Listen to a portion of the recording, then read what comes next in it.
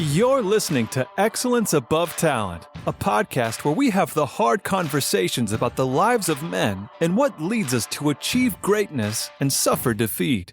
Hear from other men's journeys as well, as we all learn and grow together to become inspirations to ourselves and those around us. And now your host, Aaron Thomas.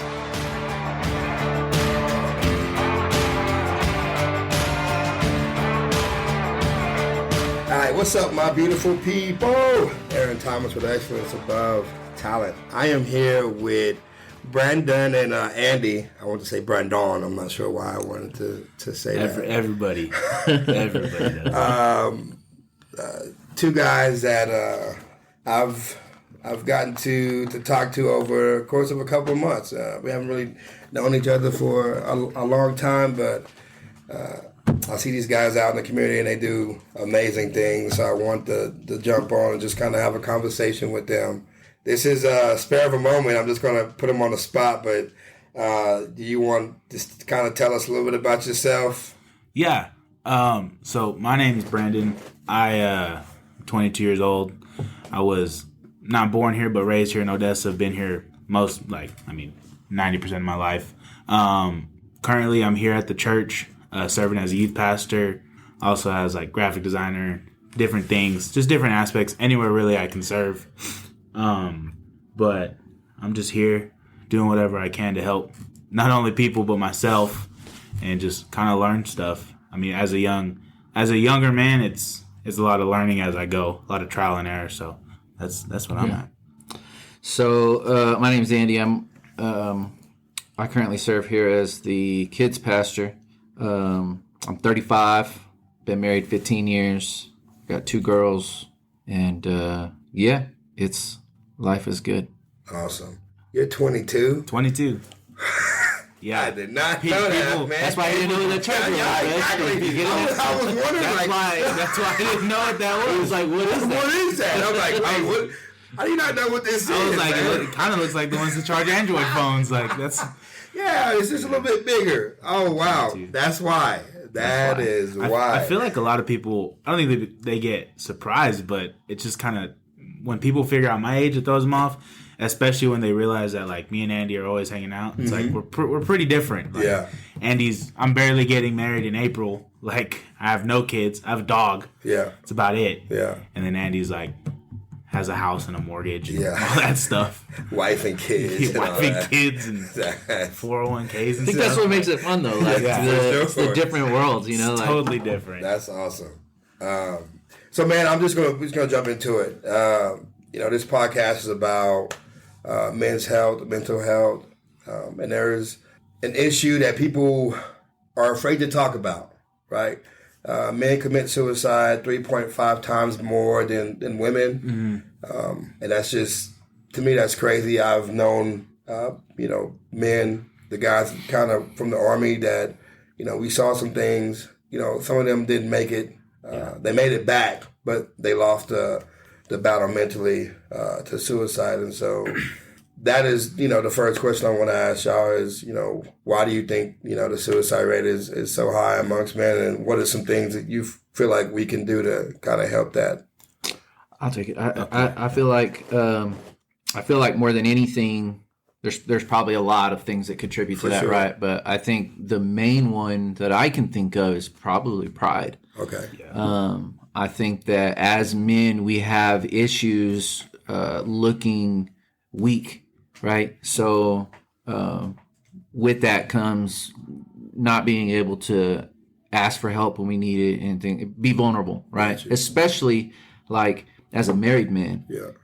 It's if you can't be vulnerable with your wife, you know what I mean, then who are you going to be vulnerable with? Yeah. And a lot of us men have that issue. I had that issue for a long time, man. I didn't want to be weak. I didn't want to look, and it's not. I'm not saying it is, but you know what I mean. Mentally, that's where we're at, right? We believe we have this stigma. We were raised to believe that we have to be, this creature, everything. Yeah. You know what I mean? This hard rock money making, you know what I mean, disciplinarian, and it's just not true, man. Yeah. It's not. And so when you have issues that you're dealing with, mentally, whether it be depression, anxiety, whatever it is, it's harder for some men to speak on it than it is others. Sure. I think too, it becomes a thing, and this is something that I've realized as I've gotten older, and then also seen in my own family.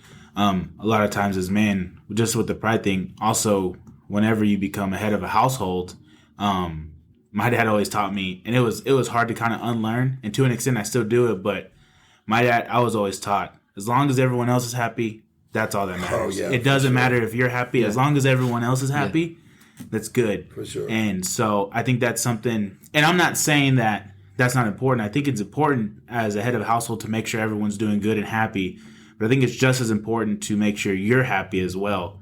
My mom's real big on that. She makes sure that, because starting out as an engaged man and learning marriage and learning this relationship, I try to constantly put my wants and needs aside into the back burner to make sure that she's happy.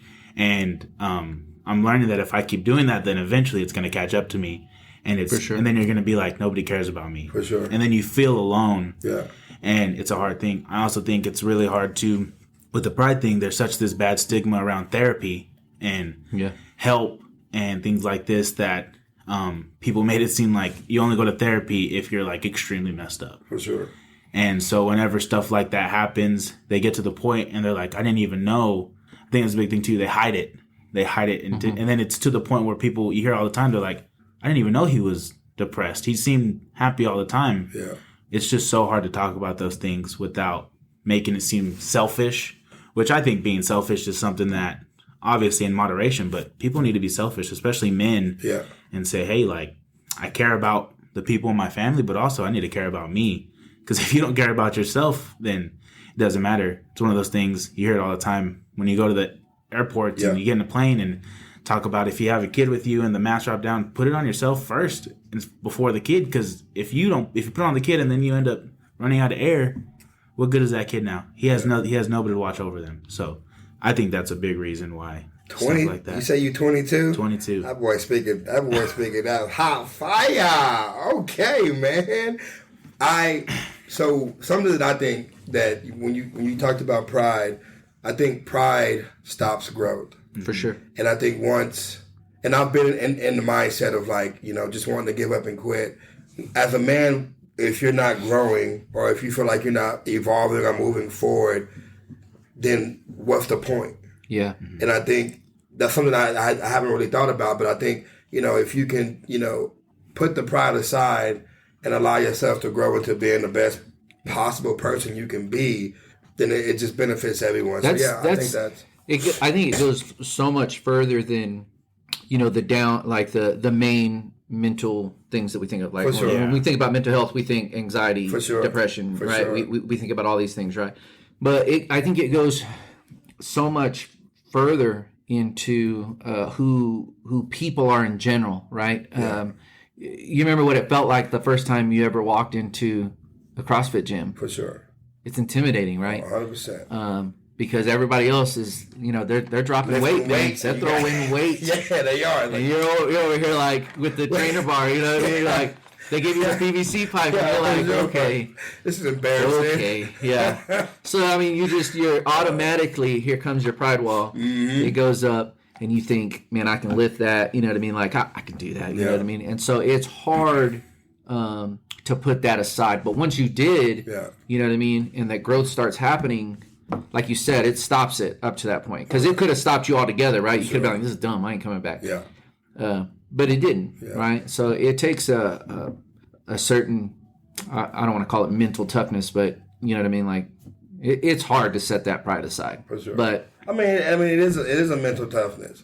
Because we're not taught that. We're taught to always just be prideful and like, I'm a man, I can do any and everything. Yeah. It's hard to be teachable. And I think that it's important for you to have the mentality that you're always learning, right? Sure. No matter what room you walk into. Sure. I love being the dumbest one in the room. Yeah. You know what I mean? Because that just means that there's that much more room to grow. And so, and I don't mind, you can ask Brandon, I don't mind looking dumb and asking questions. I ask a lot of them, especially when it comes to like, computers and stuff. I don't know a lot about it. So when I ask it, I look stupid for a little bit, but You know what I mean? That's how we grow and learn. But see, I think it's not looking stupid. It's just being courageous to say I don't know. Mm-hmm. Yeah. And I think we as men have been taught to we've been taught to be like, we're supposed to know everything. Yeah. And so if I don't know something, I don't want to look dumb or weak, because that seems like it's weak because I don't know it. So I just I act like I know everything when I don't. It's a good thing to, and I do it all the time. Like I don't like to be controversial, but like if you're doing something and it doesn't make sense to me, I'm gonna like, hey, let's have this conversation. What's really going on? Versus just like, oh, okay, well, let's just do it. So let it slide. Yeah. I think being not learning stuff. I mean, I don't know if y'all have ever done it, but someone says like a big word and you're like, I know what that means. And then you look on your phone and like look it up. You're like, I don't know. Way off. I don't even know how to spell that. No. Yeah. Hey, if I know how to spell, I just put the little speaker on and say it. Somebody came to me yesterday and they were like, hey, it was Mariah. Mariah came to me yesterday and she was like, hey, you spell incense with an I, right? And I was like, that's not a me question. Like, I appreciate the confidence, but that's not. For sure. You're asking the wrong person. The wrong person. That's what's up, man. All right, cool. Next question is, when we talk about the thing about high value men, what the first, I guess, couple of characteristics that come to your head when you're thinking of a high value man? What are those characteristics? I think one of the ones Andy hit it on the head. I think being teachable is one of the ones that I think it's super important. People talk about all the time, you can't teach an old dog new tricks. I don't really agree with that. I mean, you can't teach an old dog who doesn't want to learn new tricks, but if you can find somebody who's teachable and always wants to learn, then I think that's good. I think just like Andy, I've always been told too, like, whoever you hang around with, if you're in a room full of 5 millionaires, chances are you're going to turn into the 6th millionaire. Right. But if you hang around a whole bunch of bums, you're going to turn to the next one. Yeah. So I think something like that. I think also someone who just puts their family first, and then also who just does everything that they can to the fullest. I mean, if you're going to do something, do it 100% because you want to. And if you don't want to, then don't do it. I mean, do what you want. Yeah. I think for me, it's humble, I can hang out with humble people all day long, and there's I think we're all guilty of being arrogant at times, and but to make that an everyday, that's who I am habit, that's what I gravitate towards, is humble people. That, and I don't like excuses, I like people that are just straightforward to the point. And so and that's hard to receive. Sometimes, I'm not going to lie here and say it's not, because sometimes when you're on the receiving end of that, it can be difficult. But again, that's part of growth, and you need people in your circle that are willing to tell you those things. Yeah. I believe that I have those people in my circle that have zero problem telling me, hey, you screwed that up, or don't do it like that again, or whatever, And, gotcha. And I feel like the people that are in my circle are willing to receive that info as well. But those are the two big ones for me, is just being humble and being honest, I guess, is the. Was that something that happened to get you to that place of just I think honesty? the whole, my dad growing up just didn't, we just got, I don't want to say we got in trouble for everything, but he was he didn't like excuses. You know what I mean? Like if you did it, just say you did it. Yeah. Take your butt whipping and let's move on. Yeah. But I don't know, that stuck. There's things like what Brandon said earlier. My dad would always, every time right before he'd whip my butt, he would always say, he would somewhere in the getting chewed out, he would bring in that you have to give 110% every day. He always threw that out there. Yeah. And so, you know what I mean? Like with that, that's everything in my mind. Right. That's not just putting effort into the job that you're doing, but it's like physically, but it's mentally, right? Showing up, mentally being present. And so I think that whenever you allow yourself not to do that, right? Not to perform at the ability that you're, able to, just because you are tired or whatever the case may be, then you were dishonest with yourself and with the people that you're serving or you're working for. Yeah. Right. Yeah. I don't know. I've got weird views on that. So it's me too, because people have like they want to see you. I mean, you are in a position of power, so they want to see you as like this person who is just here. But then you also have, you're human, and you have you struggle and you have issues, and it's sometimes difficult to allow people to see you for who you really are if you are in a position of power or leadership. But to me, I feel like that is the best way to do it, because then you don't let people down, because you let them know like, hey boss, you know what I mean? Like, this is who I am, and like I'm working on being better, but don't put me up here whenever I'm on the same level as you. I'm just I have I was gifted with something that God gave me, and I'm trying to do the best with it, but it's not one of those things where it's always going to be perfect. For and sure. It's always going to be great. I think that's where being humble. You live your everyday life that way. For sure. Regardless if I'm sitting here with Brandon or I'm standing in front of the church. You know what I mean? They all know the same me. Gotcha. Right? And so when I do fall short, when I do mess up, I say something I wasn't supposed to, or I do something I wasn't supposed to, it's easier to accept that he did that. You know what I mean? Yeah, gotcha. Instead of putting on this facade. Got you. You know what I mean? And then people get to see only when I mess up, the real me. Got you. You know what I'm saying? Yeah. So I think it's a real stigma almost when it comes to, and if you ever talk to Pastor Cliff too, I feel like 9 times out of 10, if you talk to somebody, it's you're not necessarily, you are held to a higher standard with this position, but also at the same time, it's almost you're held with a higher like expectancy. And I told my students last week, I said, if y'all put me in the place of like where God is, like I'm always gonna let you down. Like I will. And I'm honest, I'm like, I'm a human. Like I mess up. When kids come to me and they're like, man, I messed up, my first instinct isn't to chew them out, because I've been 15 years old and I've done stupid stuff and I've messed up, and I tell them like, man, we just have to work better, because there's no point in chewing them out, because if someone would have chewed me out at 15, I'm not. So before any of us were ever pastors or in these places or in these positions, we were humans too. Yeah. And I don't think that having this title means that you were perfect. It means that you were actually broken at one point, and now you get to show people how to fix that. So I think that that's a big thing about it too. Yeah.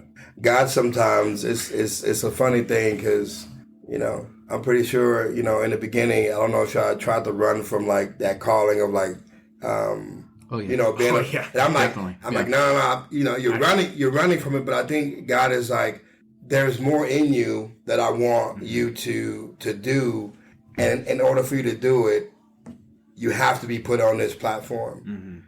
People have to see what you're going through, but then that also makes you be more cautious of like the things that you are doing, because that you have this platform that you're under. I tell Andy all the time. So I mean, both me and Andy. I mean, Andy did it longer, obviously, but before I was here full time, I worked in construction, and on a construction site, you couldn't go 5 feet without hearing someone drop an F-bomb or this and that. And it's even these little things, and it's something that I started dealing with and noticing.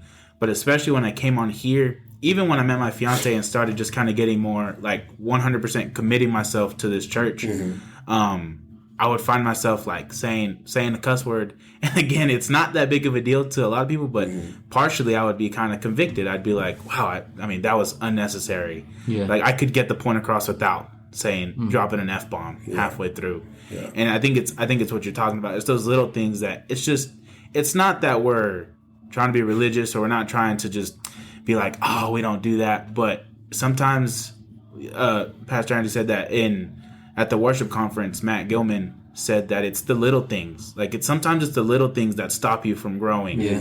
It's those little cuss words, or the little music you listen to, or the little shows you watch, or the little thoughts you have that most people would kind of brush off, and you're just like, that's just being human. Yeah. But a lot of times those are the things that can stop your growth. It's the little things. For sure. Ooh. I'm a cussing Christian, y'all. And you know what? I'm not gonna lie. Like, that's something I'm working on. When I was in the military, I mean, that was just what it was. Like, it's just every other word. But my mom always tells me, she's like, you have to be careful of your words. I'm like, I understand, But then, sometimes and it's not easy. Happens. Like people make sure. you mad. Like, For sure. And sometimes it's just, and I don't even, when people are like that, I'm like, you know what? Like, it doesn't even make me. But I feel like it's like that, the growth. When you're called to do something that you never thought you would do, that process of changing, sometimes will take time. Oh, yeah. But I think people they're so afraid that, they'll stop coming to church because, they cuss or they're doing this or doing that. Yeah. But I was thinking about David, and David was like a man after God's own heart in the Bible. But David, he did a lot of, crazy things. Yeah.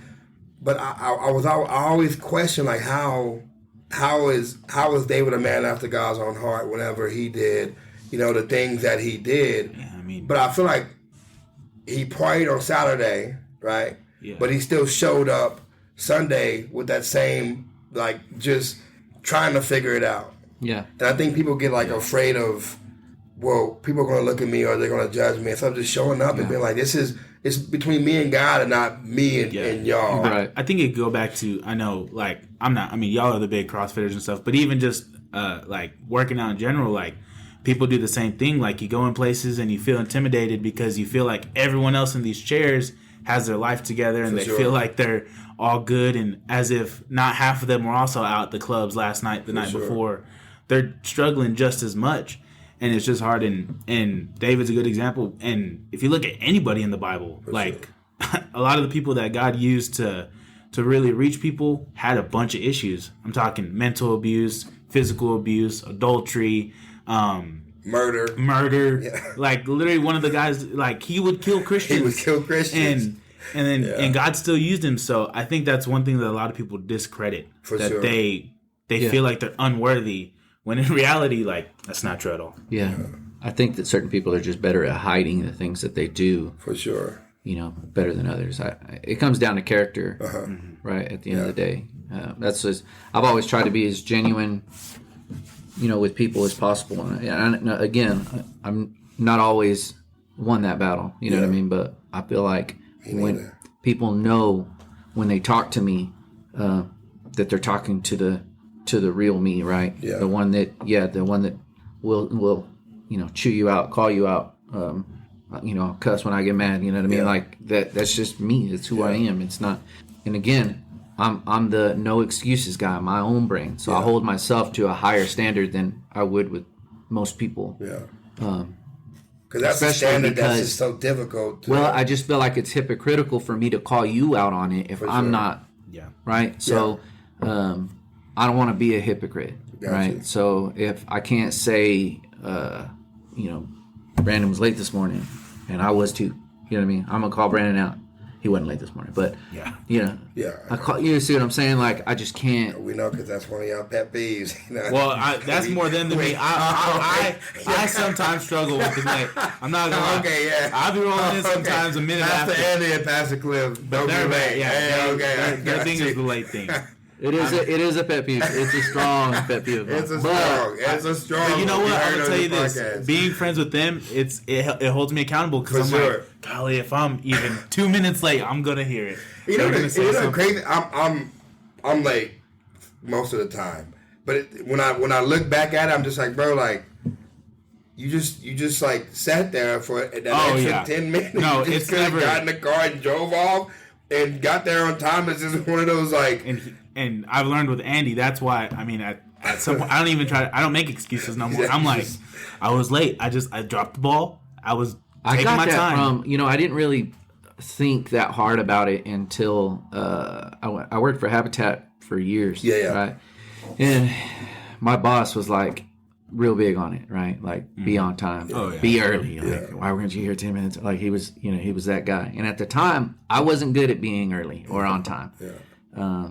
I was most of the time pulling up 2 minutes till or whatever. Like, that was me.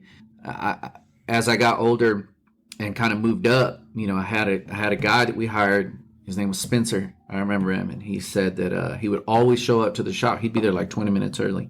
And I asked him one day, I'm like, bro, like, why do you get here so early? And he goes, I just figure he said, I just figured that being on time, waking up early and being on time is the only thing out of the day that I really can't control.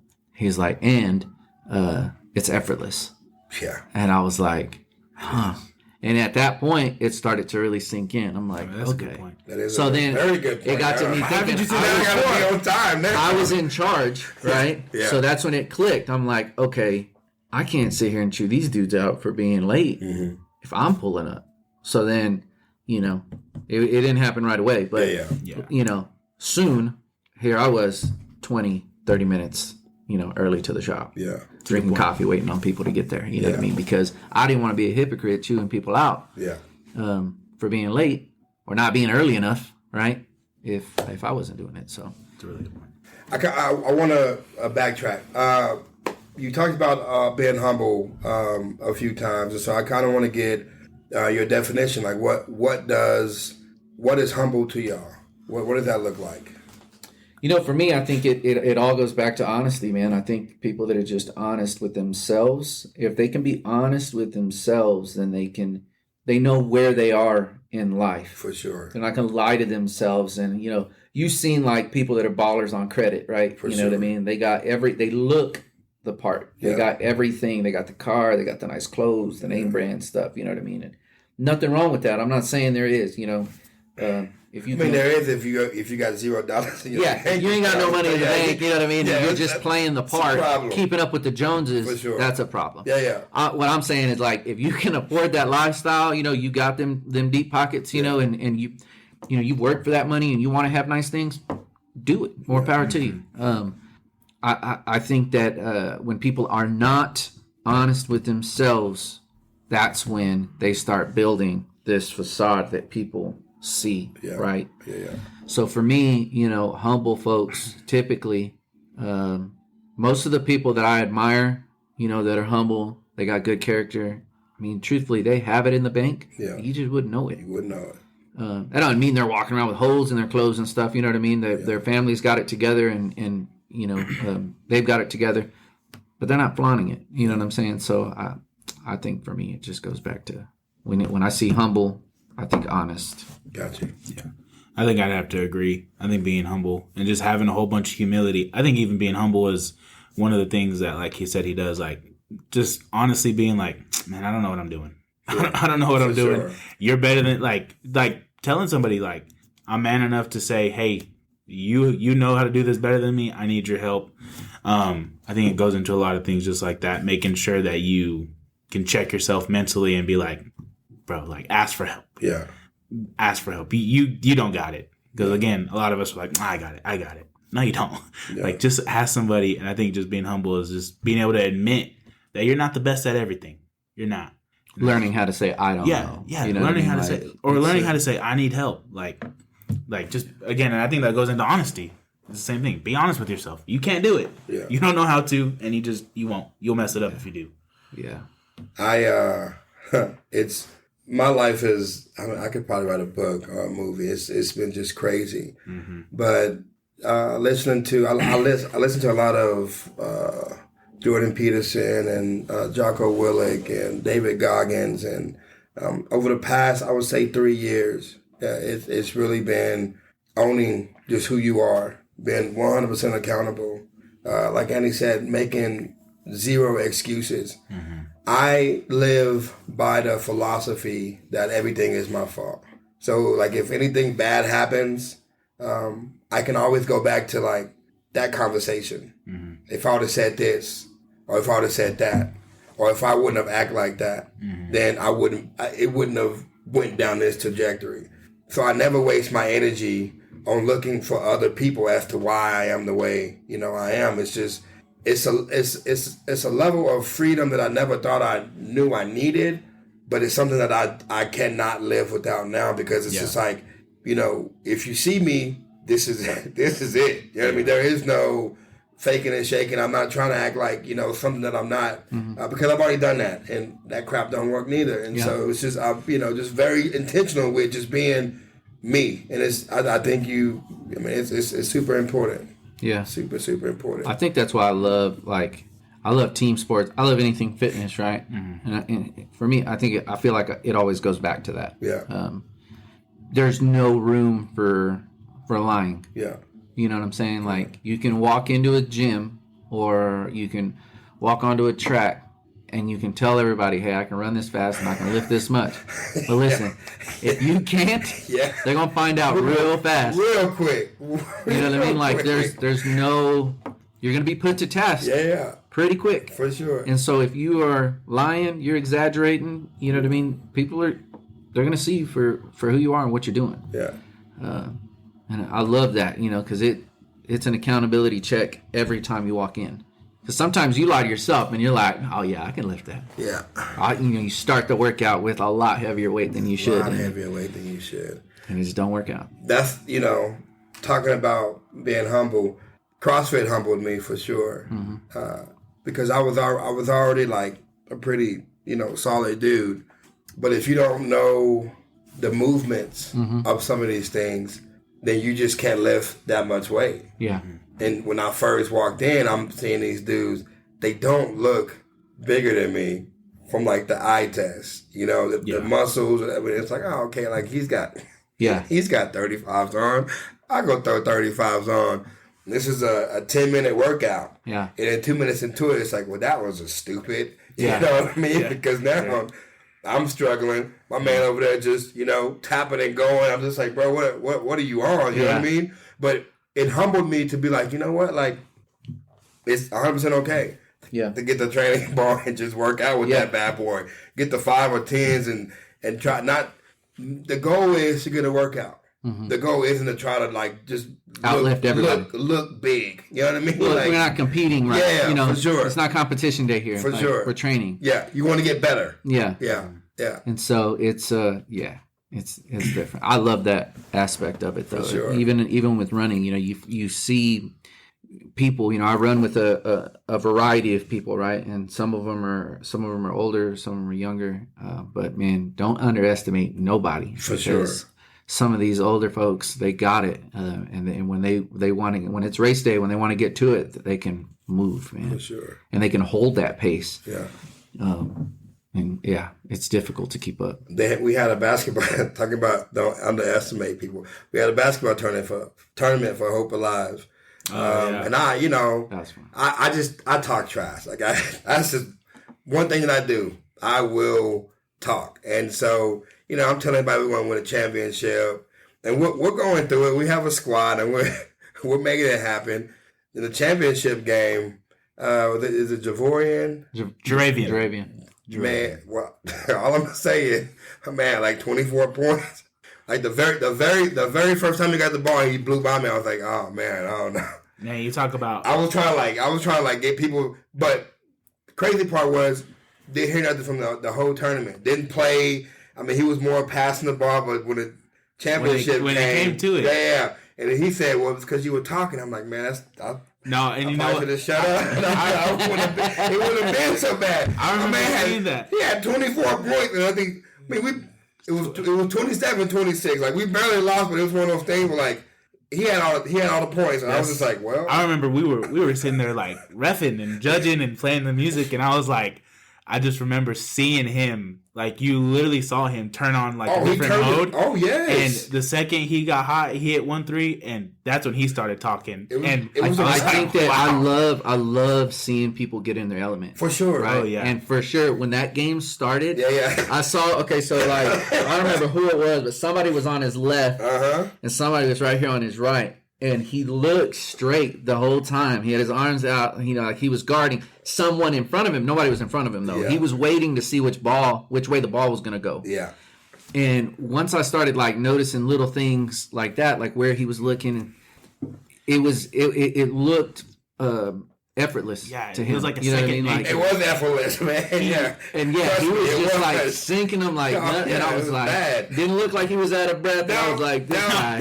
I was struggling. I was like, oh my goodness, man. Like, hey, bro, you need to calm down. Like, I apologize. You know what I mean? Like, God, dog. Yeah. I think that's another. I mean, if we're gonna even kind of backtrack, I think that's another just example of being humble. Like, for sure. all day you saw him give it to his teammates, sure. and they still won. Yeah. But I think being humble too is also being able to know, like, hey, when the game's on the Learning line, when to turn it on. You can take it, and you can put the team on your back, and not even in a cocky way, but just a way to like, hey, let's do this together. Yeah. And he gave it to them all day. Maybe they were tired. He's like, I got y'all from here on out. Yeah. But you for sure saw him turn something else on, and he turned it on, and I was trying to, when they was like screening people, I was like, hey, switch, man. Hey, listen, y'all gotta get scored on too. If I remember correctly, too, he would not let you go either. Yeah, I think I remember him being like, "No, I got him. Oh yeah, because I was talking. But I mean, you know, I talk, but I mean, you got to back it up too. Again, like I missed a shot that probably would have helped us or would have got closer, but it's just one of those things where I think that it's a level of humbleness too, like you said, like learning when to, you know, be quiet, but also learning when to turn it on and you know, be that monster that's inside of you. You know what I mean? So, yeah, I've never been to an NBA game, but I feel like it'd be just as. Oh nice. yeah. Like, well, sure. no, it wouldn't, because I mean there'd be another person better guarded. He wouldn't have had that many. He wouldn't have looked like that. He blew by me like 3 times. That was a good one. You know, I remember watching him when he started the first round of games. You know, was going and he jumped in, and him and his team, they won that game like nothing. Yeah. And I mean like nothing. Like I watched them, and I told my brother, I was like, that team's gonna win. Yeah. They made that way too easy. Yeah. And sure enough, y'all put up a fight. I'm not saying y'all didn't. That's rude, man. I'm just kidding. That last game was good. It was good. Last game we was started good. playing Eye of the Tiger and everything. Like, It was fun. I'm looking forward to it. It's coming up again here soon. Oh, is it? Yeah. Oh, yeah. Well, Get your team together. Yeah, I have. There's somebody I want to. We got something for that. we got something for that. You know what I mean? Call Draven. Yeah, for sure. Can you be on my team this year? Well, we had a mental health conference, and it was Odessa versus Midland, and so I was, you know, trying to get people from Odessa. Yeah, I was like, hey, do you know that guy? He was on the team. Wasn't he? I was like, hit him up, and so I got him on the team. I had Caleb, and Caleb was on there. We ended up beating. We beat Midland. It was pretty bad, but it was fun. 2 more questions. So, what do you think the single most important thing a black man should do? I'm just kidding. I sit down, I was like, oh, Lord. They were like, what? All right. So, what do you think the single most important thing a man should do to protect his family? Man, I think to protect, I was thinking about it. That was one of the ones that I was thinking about. Mm-hmm. And I was saying, I think one of the biggest things a man should do to protect is to always let his family know that, number one, tomorrow's never promised. Yeah. And that every day something can turn 100% upside down. Yeah. Your day could be going one way and you could think it's going good, and it can totally take a 180. And I think one of the things that got me was because, I don't know if you know, so my sister back in 2021 in July, she had a stroke. 14-year-old girl, like perfect. And this is exactly what I'm talking about, because I remember I was at work and I was just going about my regular, like we were about to go take lunch or something. And I was in the basement. I got a phone call from my dad. It dropped. I was in the basement. And then finally when I got to the top, he texted me. And I just thought it was some dumb stuff, you know, like, hey, I need some money for this bill that I have to pay for you, like insurance and stuff. And I was just like, so I texted him. He goes, call me quick. And I called him and he's like crying and saying that she's unresponsive and stuff. And it was a Monday, and like in the midst of 15 minutes, I was on an airplane to Dallas because they had to flight her over there. So I think to just always tell him number one, expect the unexpected. Number two, that it's never promised, and to always just live life to the fullest and always love people. Yeah. And I mean, some people are like, that's not protecting them. I think that is protecting them. If you love people, you're going to be protected and everything. So I think that's a big thing. For sure. But that's also coming from someone who's not a father. Yeah. So but I mean, you're in this process of creating a family. Oh yeah. Right. And so it's important to, even before creating a family, you kind of already have some of those things that I did not. I think that was one of my, downfalls, of just jumping into something and not really, having that conversation of. I try my hardest to do that, but also I tell people all the time, like, I love answering hypotheticals, but don't ever take what I say to heart because I'm not in that situation. And if I was in that situation, I don't know what I would do. Yeah, I got you. But looking from the inside out, that's what I think. Yeah, I think the two things that I'm currently doing, have been doing for the last 10 years, is probably number one is getting my family used to coming to church, being not just coming, but being involved, getting to know people, not just for the relationship with God that they'll, pursue, but the relationship with people, right? So I'm confident that if I died right now, that the church family would step up to make sure that my family is taken care of. for sure.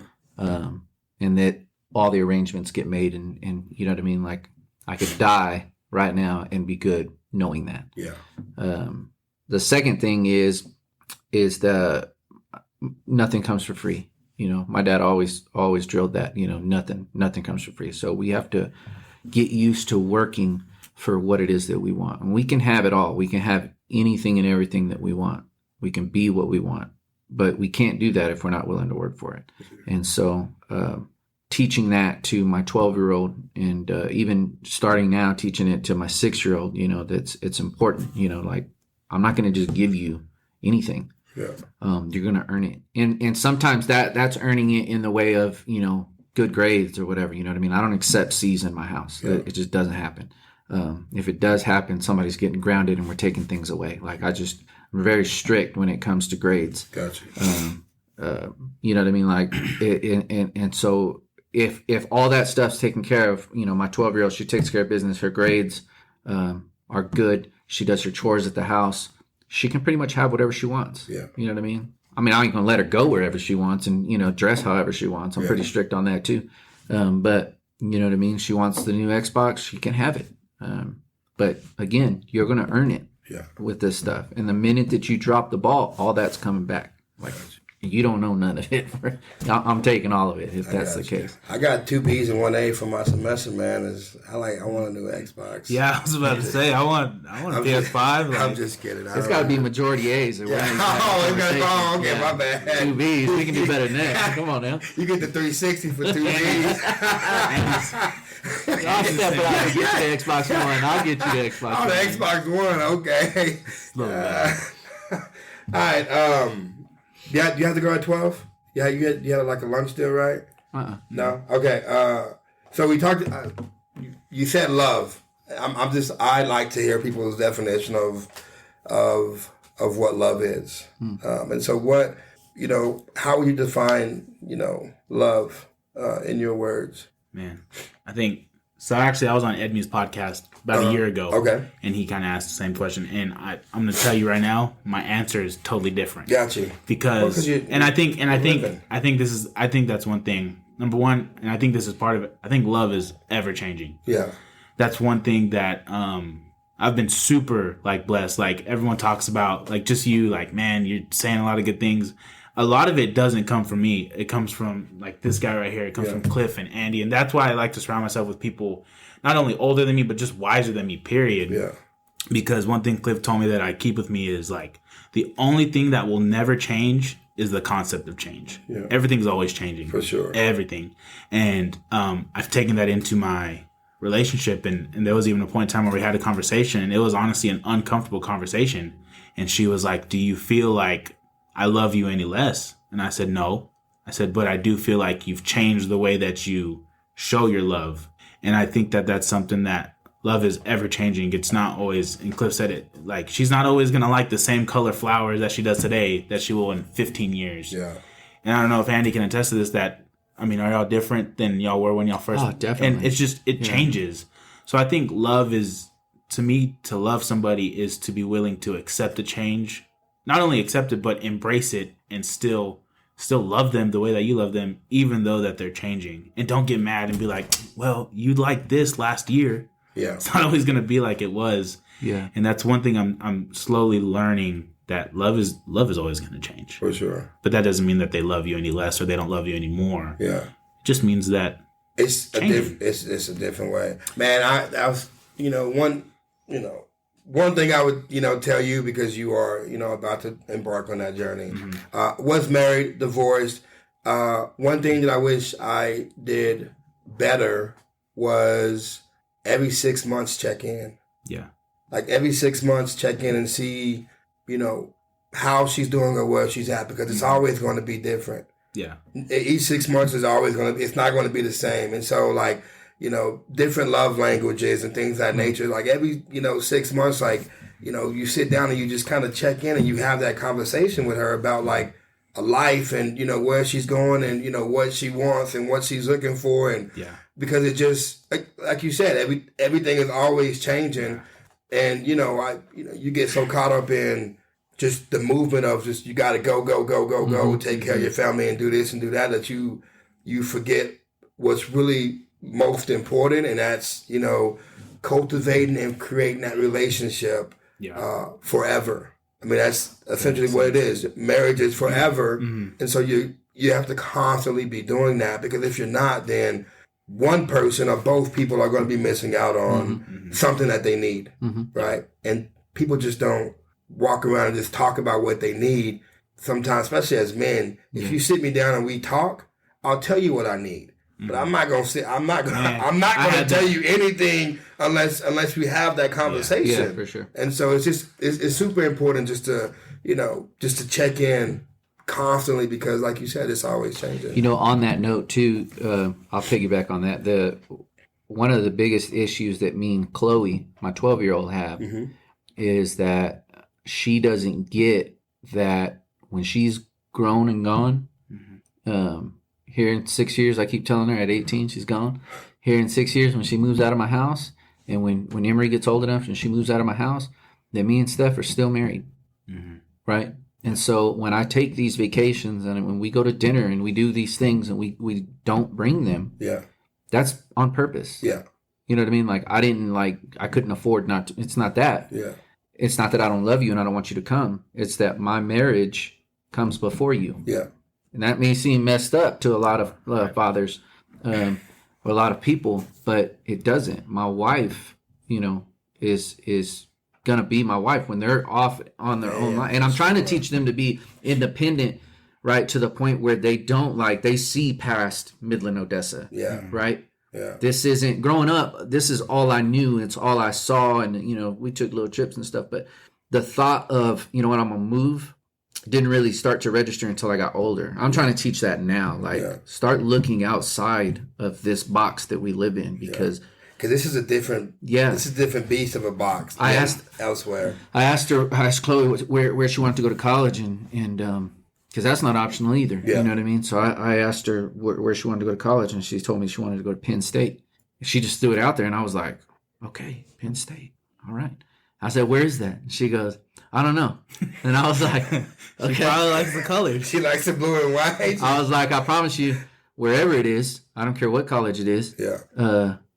We'll come and visit and we'll make it happen. But if she would have said like OC or no, not knocking OC or UTPB or anything like that, I'm like, shoot higher. We gotta.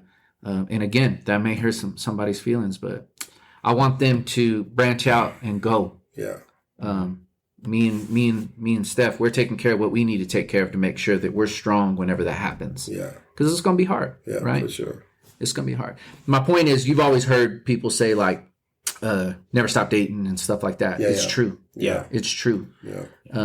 Well, I mean, I've seen it, not with mine, but I've seen people and I've heard of people who have kids. Even one of the guys that I used to work with, his youngest daughter had just left to college right before I stopped working there, and he was struggling. He was like, dude, it was so bad. They were thinking about adopting a kid because he was like, we just don't do nothing no more. Yeah. And I think and I do take these advices and take them to heart, because I'm sure if he would have made that really important, it might have been different. Maybe he would have just had you hear all the time, they're either going to kill each other or they're going to love each other again whenever their kids. Well, it's because they spend all these years with their schedules wrapped around the kids, right? Sure. Like, I got to get them here, I got to get them there, we got to get them to school, we got to get graduation pictures, we got to get them to college. And then once they're gone, they don't know how to be married anymore because they haven't been in the last 10 years, because they've been so focused on something else. Yeah.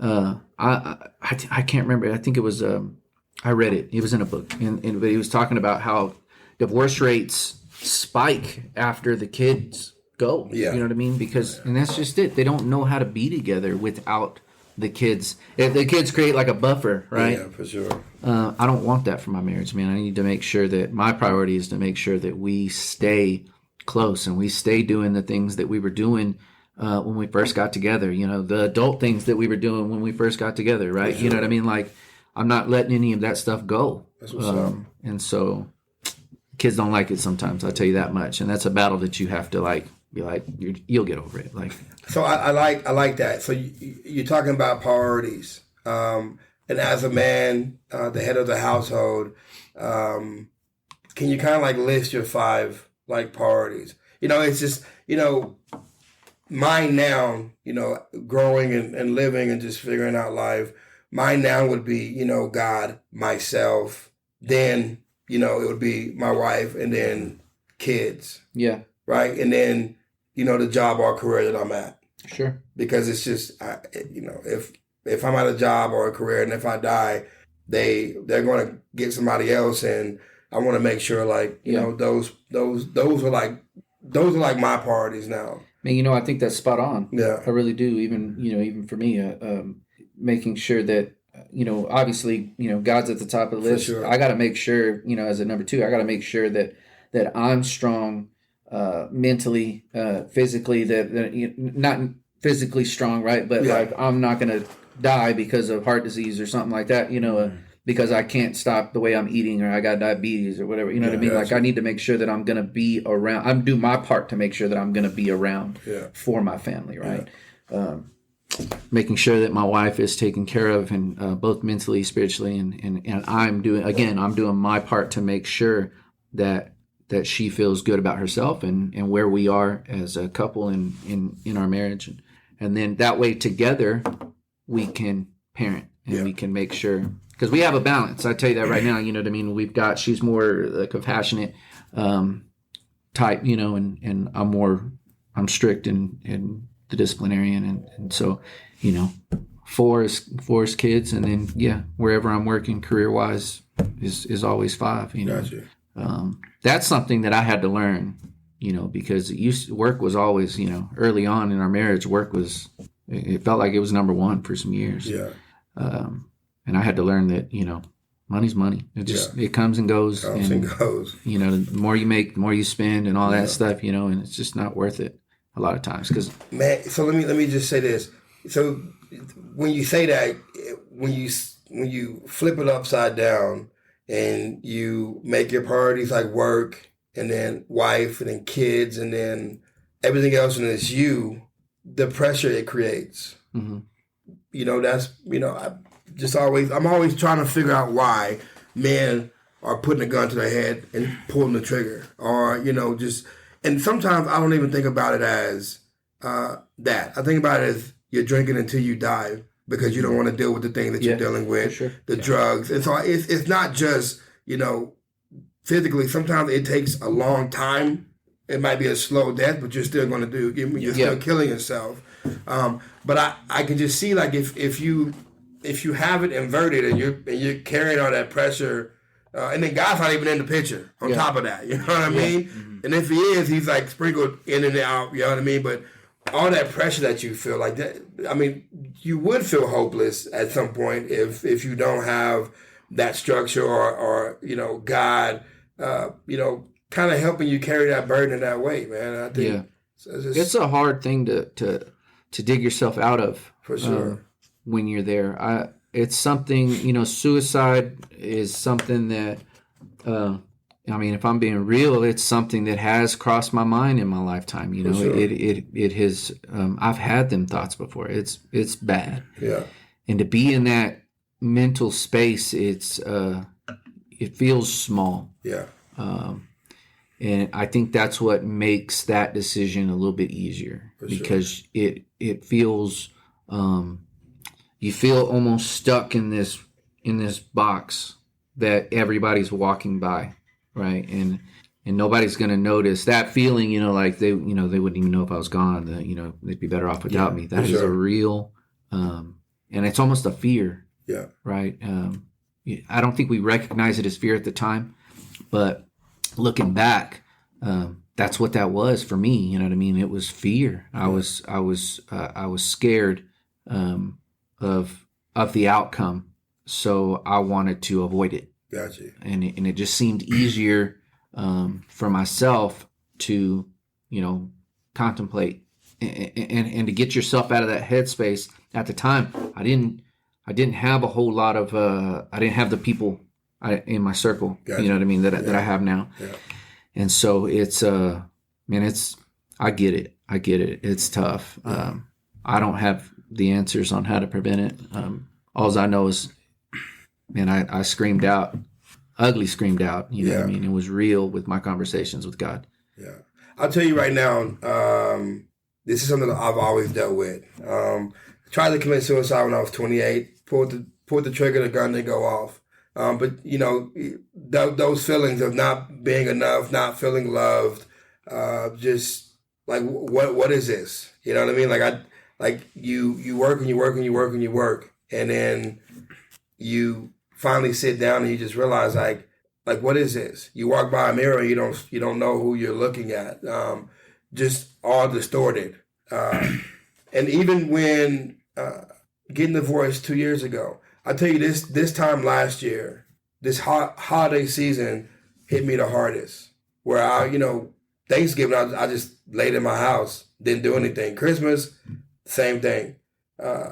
Contemplated, didn't want to do it, but just like, man, it'd just be a lot easier if I wasn't here. Yeah. Like people would just be, I think people would be better off. Yeah. With that mindset. But I'll tell you this: in the last year, allowing myself to sit in that pain, allowing myself to process that pain, the trauma that I caused, the person that I became, looking at myself in the mirror and being like, bro, like I am a monster, right? Like I have done things that I'm not proud of, but that does not define who I am in my life. Yeah. That's just something I have to live with. Yeah. And so, but then also, I really started getting back into church and, refocusing my life. And there is a certain level of peace that comes from staying in present moment.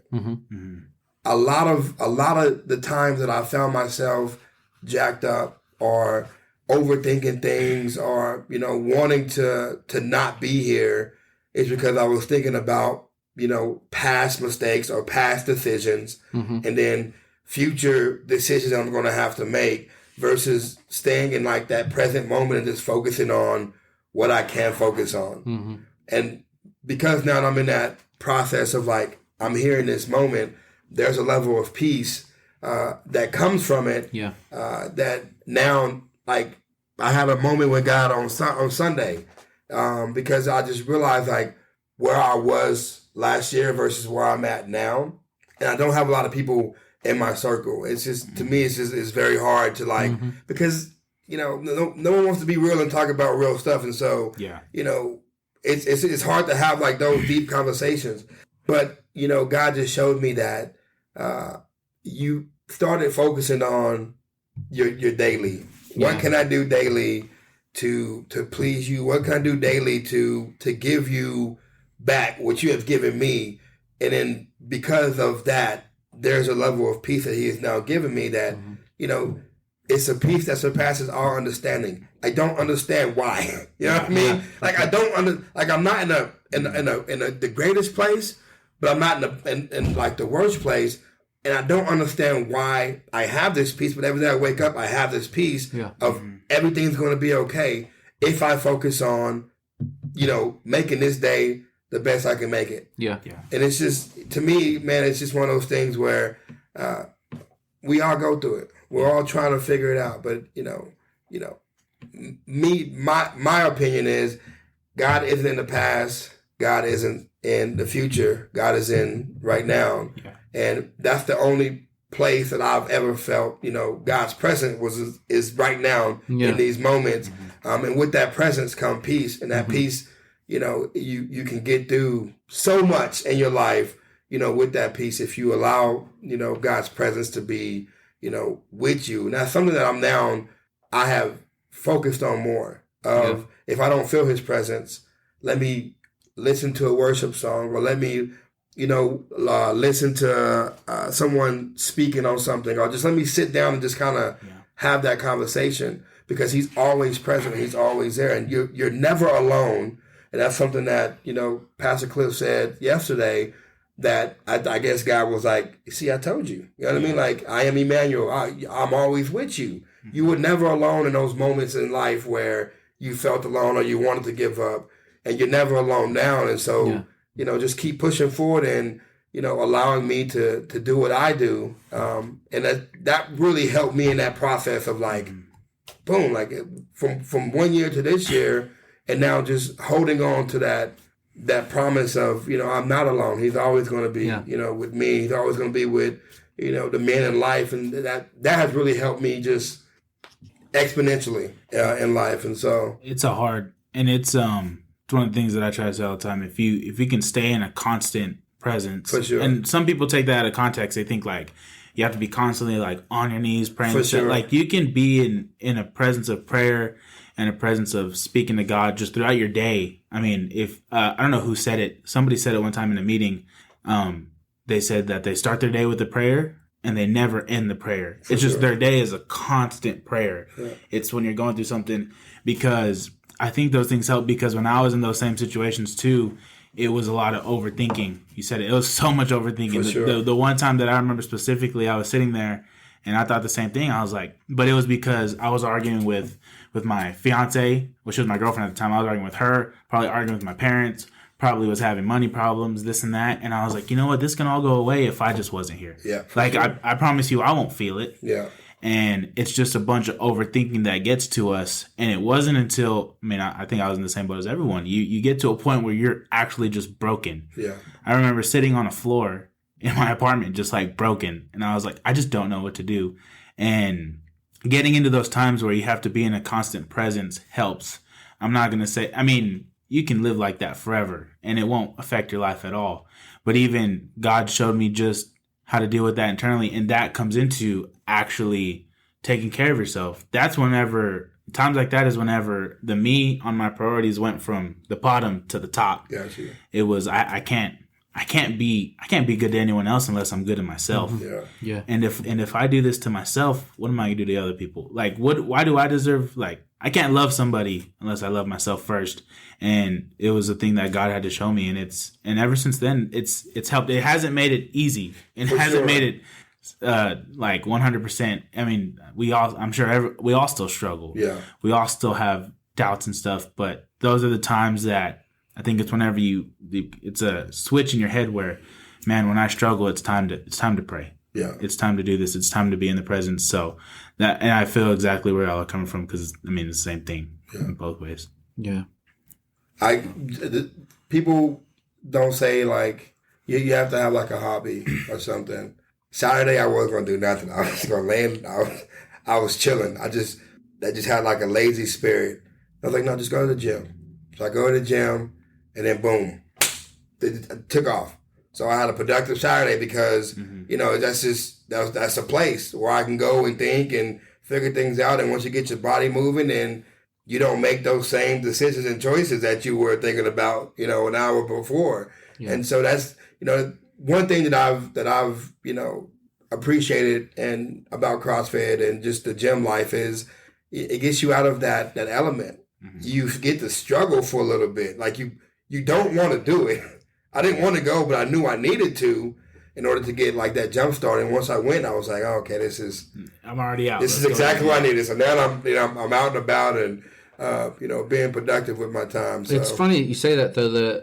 For me, for years, I struggled with resting. Like every time that I sat down, I'm gonna watch this movie, or I felt guilty about it. You know what I mean? Like I could be going making money. Yeah. Yeah, like there's money to be made out there, and I'm in here sitting on my butt. So it's something that I've gotten. Saturday, I did work out in the morning, and we went out for a run.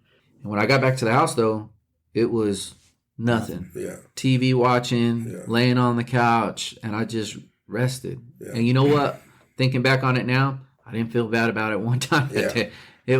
I felt like I did get my workout in, right? Like I felt that's productive.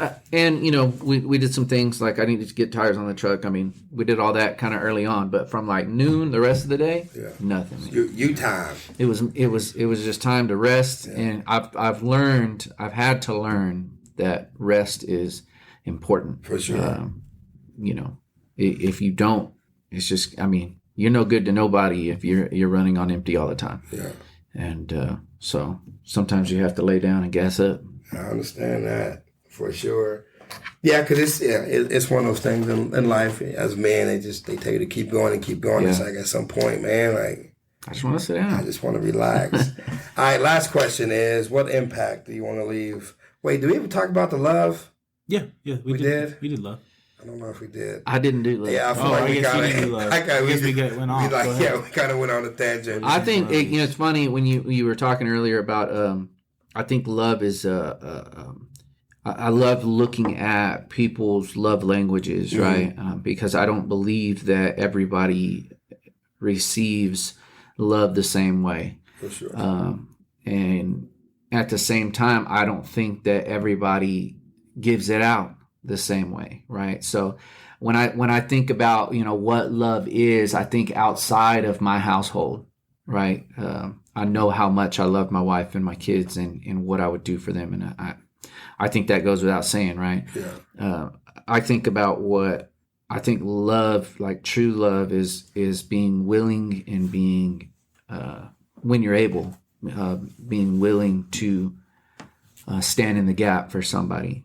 I've had people that we didn't, my wife and I have had people that we did not know. Mm-hmm. We had no idea who they were. Mm-hmm. And they stepped in and helped us through one of the toughest times, you know, we've ever gone through together. Yeah. And so that was an act of love that we'll never forget. And so when I think of like what love is, it's that. It's unconditional, you know, just giving without recognition, without, you know, receiving something back. It's just love, you know what I mean? Yeah. Like, I don't know how else to explain. No, I mean, that's perfectly said, man. Standing in the gap. I think more people should do more of that. I don't need to know you. I don't need to see, you know, you or anything. But if I know you're struggling with something, I'm going to be there, whether it's, you know, praying, whether it's giving time, whether it's giving money. It's just, we're all standing in a gap. I mean, just how strong this society would be if we all just stood in the gap with each other and for each other. You know, sure. If I know you're struggling, I feel like we're too good at, no, I can't help with that. And you know what? I think it's not always a good thing. You know, we're good at, I'll help, but only if this is in place and they've done that. For sure. You know what I'm saying? Yeah. And I realize that not everybody has good intentions, right? Yeah. So, you know what I mean? There's people out there that are going to try to make it through life on people's help. For sure. And at some point you've got to stand up, and because again, you know, nothing comes for free. You're either willing to work for it or you're not. Yeah. So I was getting power bombed up there. Yeah. It's the door. That's the door. No, so the life lived, working, not working, and not living your best life, man, I just something I would never want to experience. Yeah. Because, I mean, that how lonely and just, I couldn't imagine, you know, myself living that life. Just sitting back and allowing other people to, you know, to give to me and for me. And I just, you know, I wither away and die. Yeah. You know, it's just... I think my biggest regret in life is not starting what I'm currently doing way sooner. You know, I wish I could go back, and there's so many things and opportunities that I missed because I thought that, you know, my priorities were just mixed up. Gotcha. Last question. What impact do you want to leave on this earth? I just want, whenever it's time for me to go, I just want to leave an impact that like winning people for God is just, it's not a competition. That we can support each other, that we're all in this together, that there's one mission, and that's how we're going to do it. And I want people to know that I live my life trying to just get that through people's head, that we can all do this together. and we actually need each other's help. It's not that we're going to let you help. It's that we need other people's help. I think I just want people to know that I did my best to love them for, for who they are, right? Regardless of their situation or stature, you know what I mean? Like I want people to know not only that I said it, but I meant it. Like that man truly loved people. Yeah. And I think if I can get that point across to my kids and, kind of build that in them as they get older, and I can only do that by setting the example. Yeah. I think if I can do that, then I can go out a happy man. That's what's up. Appreciate y'all for jumping on the podcast. I can't wait to go back and listen to this. A lot of nuggets, a lot of things that people are going to pick up on, learn from. Yeah. And to me, I just think this is what life's about. Sitting down, having these real conversations. Because what I've gone through, what you've gone through, and what you've gone through are all different. Mm-hmm. And there's somebody out there that can pick up on one of us, or all three of us, and, help make their lives a little better. You don't know the impact you're going to leave by allowing your voice to be used on these podcasts. When you're, teaching the kids, you don't know the ripple effect that you are leaving, but just know that you're leaving a big ripple effect. And, snake waves. Snake waves, baby. That's what's up. So if anyone hasn't told you today that they love you, let me be the first to say I love you. You're awesome. You're amazing. You deserve the best that this world has to offer. Do not give up. Do not quit. The world does not get easier, but you get stronger. Y'all have a blessed Friday. Thank you for listening. Be sure to subscribe to the podcast so you never miss an episode. And for daily motivational and up-to-date content, follow us on Facebook and Instagram at Excellence Above Talent. And remember, keep moving forward, never give up, and you are never alone in this battle. We'll see you next time.